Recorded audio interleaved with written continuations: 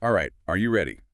Let's dive into a world where doing good and stirring up trouble kind of go hand in hand. Sounds intriguing. Because today, we're taking on the queen of pop herself, Madonna. Ah, Madonna. A figure who always sparks debate. Is she truly a visionary, using her fame for good causes? Or is she, well, maybe playing the game a bit? Is she a master manipulator? A question that's been debated for decades, really. And honestly, the answer is anything but simple. Yeah, I bet. We've got a ton of sources here, articles covering her entire career, deep dives into her charity work, even glimpses into that passionate world of Madonna fans. Oh, I can imagine. And the opinions. They're as diverse as her music, that's for sure. So are we dealing with a genuine world changer or a brilliant self-promoter? That's the big question, isn't it? That's what we're here to figure out. We've got this fascinating article. It breaks down all of our most controversial moments. Oh, there are many. It's like a rap sheet of things the Vatican tried to ban. Oh, yeah, I remember. Like a prayer, justify my love, even Papa don't preach, ruffled some feathers. You have to think about the historical context, though. The late 80s, early 90s, it was a period of huge cultural shifts. Right. Oh, Madonna was right there on the front lines, challenging all those traditional ideas, especially around female sexuality and religion. she really pushed buttons, didn't she? She did. And you can't forget that infamous David Letterman appearance in 1994. Oh, yes, the one with all the hot... She dropped 14 F-bombs. Letterman almost fainted on live TV. I think he was speechless for a moment. Was that artistic expression or a calculated publicity stunt? Now that's where things get blurry. Some people argue it was a deliberate rebellion against how women were treated in the entertainment industry. Yeah, that makes sense. And remember, this was also around the time those nude photos from her modeling days resurfaced. Oh, or She owned it completely. she did. Refused to be shamed. She wouldn't let her past define her. That really reinforced her image as this strong, independent woman. But honestly, that kind of controversy keeps you in the headlines, doesn't it? It definitely does. It's a double-edged sword. It fueled her image as a woman in control, Definitely. but it also boosted her media presence. And let's be real, it probably helped her sell records. True. So maybe there's a bit of both going on here. Possibly. But let's switch gears and talk about her philanthropy. We've got tons of information on Raising Malawi, her Ray of Light Foundation. She seems very dedicated to giving back. It seems like she's put a lot of time and money into charitable causes. She has. Raising Malawi has been a big focus, especially since she adopted 4 children from the country. Right, I read about that. They've built schools, orphanages, even a whole pediatric surgery and intensive care unit at a major hospital. Wow, the Mercy James Center. That's amazing. It is. They want to double the number of surgeries for children in Malawi. It's life-saving work. But then we also have this report about some financial questions surrounding Raising Malawi and conflicts with the Malawian government. Makes you think about how effective celebrity-driven aid really is. It certainly does. It highlights how complicated things can get when someone like Madonna gets involved, trying to navigate different cultures, political landscapes, and then, of course, there are the accusations of mismanagement. It's more than just writing a check. So much more. Is it possible she had good intentions with Raising Malawi, but maybe went about it in a way that wasn't as effective or sensitive as it could have been? That's a really good point. There were claims of high salaries, disagreements with contractors, that kind of thing. But remember, these are allegations. We don't know for sure. It's hard to know the whole story from the outside. Yeah, it really is.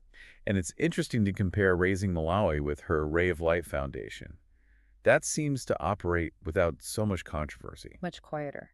They've been working globally for decades, supporting all sorts of things, from women's empowerment to education. It's an interesting contrast, isn't it?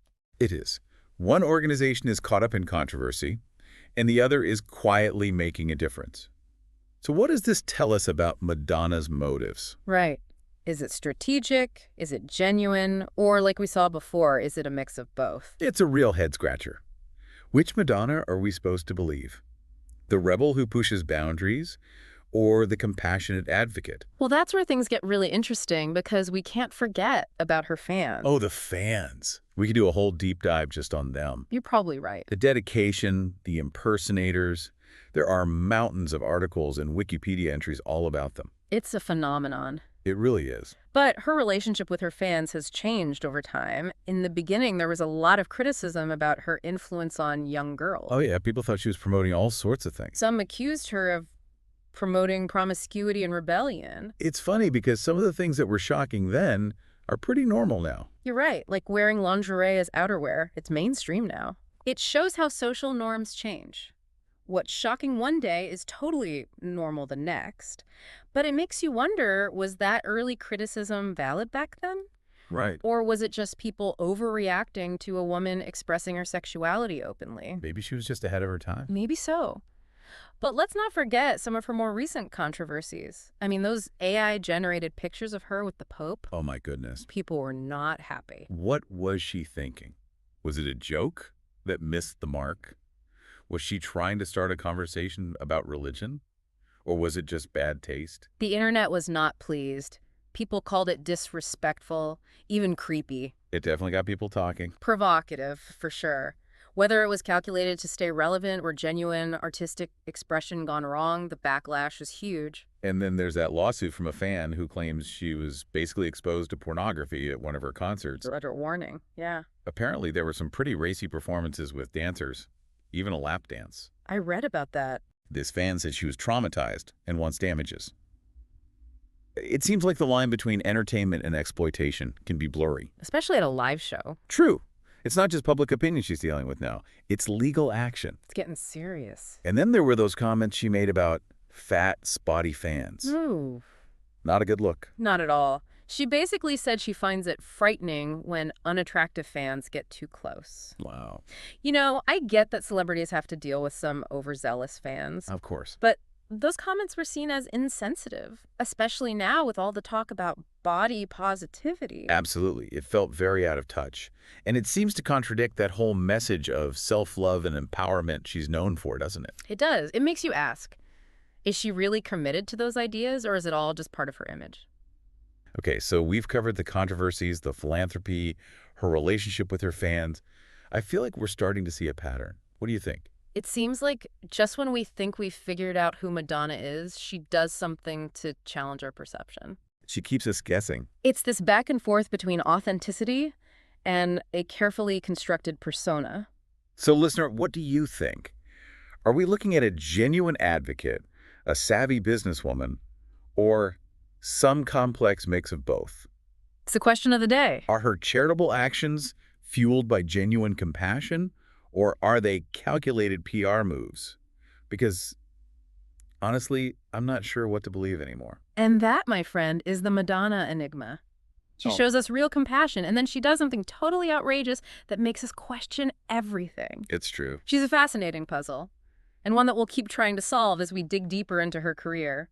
It's amazing how she keeps us guessing after all this time. She really does. She's a master of reinvention, constantly pushing the boundaries of what's acceptable, what sells, what's considered art even. Yeah, that ability to adapt, to change with the times. That's probably a big reason why she's stayed relevant for so long. I think you're right. I mean, she's been a pop icon for over 40 years. It's incredible, really. And it's not just the music, it's everything. Her performances, the music videos, even the way she deals with the media. It's like she's always ahead of the curve, anticipating trends, pushing culture forward. Whether we're ready for it or not.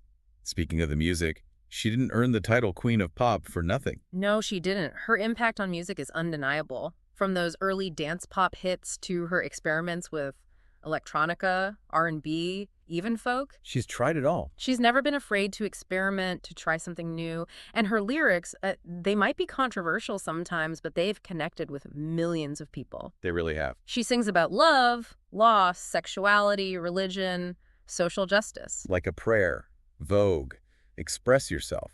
Those songs are anthems. For whole generations, yeah. They've sparked conversations, inspired movements, even been used in political campaigns. It's true. And even her more recent work, like the Madam X album, she's collaborating with all sorts of artists from different backgrounds, different genres. She's still pushing herself creatively. Staying connected to younger audiences. It's impressive, but it also makes you wonder. At this point in her career, with all the success she's had, is it still about artistic expression?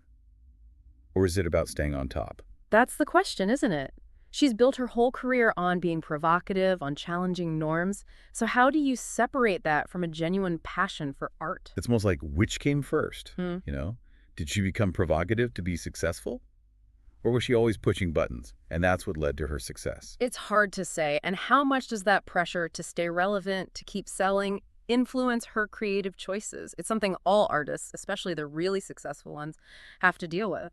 Does it ever get to a point where the pressure to maintain that iconic status outweighs the joy of creating? It's possible. But let's circle back to the philanthropy for a minute. We were talking about Raising Malawi and all the controversy, but then there's her Ray of Light Foundation. It seems to fly under the radar, focusing on smaller, more sustainable projects. It makes you think, right, what if she had put more of her resources, her energy, into those less flashy initiatives?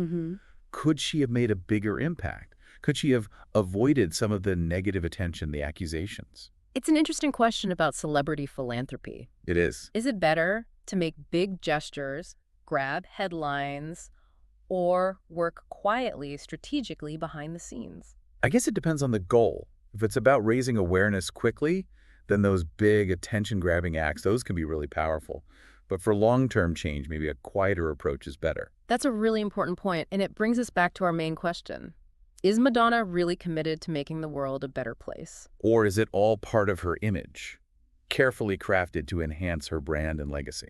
It's what we're trying to figure out. So are we saying that even philanthropy can be a form of self-promotion? That even doing good can be calculated to benefit the giver as much as the receiver? It sounds cynical, I know, but it's a question worth asking, especially when we're talking about celebrities. Yeah. It's hard to know what's truly selfless and what's driven by other motives, like looking good in the public eye, or even boosting your career. It is difficult. It's kind of a bummer to think about. Wouldn't it be nice to just assume the best in people, especially those using their platform and money to help others? I think we'd all like that. But it's also important to be thoughtful, to look beyond the surface, Really think about it. to really examine the actions and motives of people in power, Okay. especially people with a lot of influence. So we should be skeptical of all celebrity philanthropy. Yeah. We can't trust any famous person who says they're doing good. I wouldn't go that far. It's more about being aware that motives can be complicated. Right. Even with good intentions, there can be unintended consequences, cultural misunderstandings, even exploitation. The messy world. It is. We need to look at these situations critically, ask tough questions, and demand transparency. I think it's easy to get caught up in the glamour, the good PR, and forget that even with philanthropy, there's a power dynamic. You're absolutely right, and I think we see that with Madonna. She's used to being the one in control, calling the shots. But when you're dealing with social issues, especially in a different culture, that approach doesn't always work. It's like maybe the best way to help is to listen, to learn, and to support the people already doing the work. Exactly, instead of trying to impose your own ideas. You've hit the nail on the head. It's about recognizing that even with the best intentions, you can still be patronizing. Absolutely. Thinking you know what's best for others without really understanding their needs. Like they say, the road to hell is paved with good intentions. Exactly. And I think we see that playing out in some of the controversies around Madonna's work in Malawi. She had this big vision. She wanted to make a difference. But maybe she underestimated how complicated it is to work in a developing country. Different culture, different political system. Right. So maybe even if her heart was in the right place, her actions weren't always what the community needed. That's a fair interpretation. It highlights the importance of humility, being humble. Of recognizing that even with fame and money, you don't have all the answers. Sometimes the best thing you can do is step back and let the locals lead the way. It's a good reminder that real change means changing your perspective, being willing to listen and learn from people who are different from you. It's true. Which can be hard, especially for someone like Madonna, who's used to being in charge in the spotlight. It takes a lot of vulnerability and humility. That can be hard for anyone. Especially someone who's built an empire on being strong and in control. It makes you think. Can someone who's so focused on their image, on promoting themselves, really embrace that kind of vulnerability? That's the million-dollar question, isn't it? And I think each listener has to answer that for themselves. It's a personal question. Because the answer is probably somewhere in the gray area. It's complicated. In all the contradictions and complexities that make us human. So, listener, are you starting to see a different side of Madonna now? Are you questioning your own ideas about her motives, her actions? Because I know I am. I think that's a natural reaction. Because the more we learn about her career, the more we realize she doesn't fit into any neat categories. She doesn't. She's a paradox, a mix of talent, ambition, generosity, and controversy. She really is. She's a reminder that even the most famous people are multifaceted. They have many sides. That judging them based only on their public image or their most controversial moments doesn't give us the whole picture. It's not accurate. And that's what makes studying these figures so interesting. It challenges our own biases, makes us question our assumptions, and helps us remember that the world is rarely black and white. It's not that simple. It's a good reminder that behind the headlines, the social media posts, the larger-than-life personas, there are real people. With complex motivations. And often messy, contradictory lives. It's human nature. And maybe that's the most important thing we can learn from Madonna. For all her contradictions and complexity, she's ultimately a reflection of ourselves. So where does that leave us? After all this, have we figured out the Madonna mystery? I don't know about figured out, but we've definitely uncovered a lot. Yeah. She proves that people are complicated, capable of great things and not so great things, often at the same time. It's true. She's been called a feminist icon, someone who appropriates other cultures, a smart businesswoman, a devoted mother. The list goes on and on. It's like any label you try to put on her, she turns it upside down. I think that's the fascinating part of her legacy. She doesn't fit into any box. She makes us question our own ideas about fame, ambition, what it means to be a powerful woman in a world that's always trying to define them. You know, you're right. Maybe that's the biggest thing we've learned today. What do you mean? She's like a mirror, reflecting how complicated society is, our fascination with people who break the rules, and how we're always trying to figure out what's real and what's fake in a world full of carefully constructed images. That's a great point. It's a reminder that there's often more to the story than we see at first glance. It's so easy to judge based on headlines or snippets we see online. It is, but to really understand someone, you have to dig deeper. Be open to those contradictions. And accept that even our heroes have flaws. Which is important, especially these days, with everyone judging so quickly on social media. Oh, it's relentless. We're so quick to label people as good or bad, hero or villain. There's no room for nuance anymore. We forget that people are complex. Exactly. And maybe that's the most Madonna thing of all, to make us think critically. To question everything. And to never accept simple answers. So, listener, as we wrap up our deep dive into Madonna, we'll leave you with this thought. I'm curious. What will your legacy be? It's a big question. Will you be remembered for your bold choices, your acts of kindness, your commitment to what you believe in? I like that. Or will your story be a mix of good and bad, success and failure, just like the Queen of Pop herself? The answer is up to you.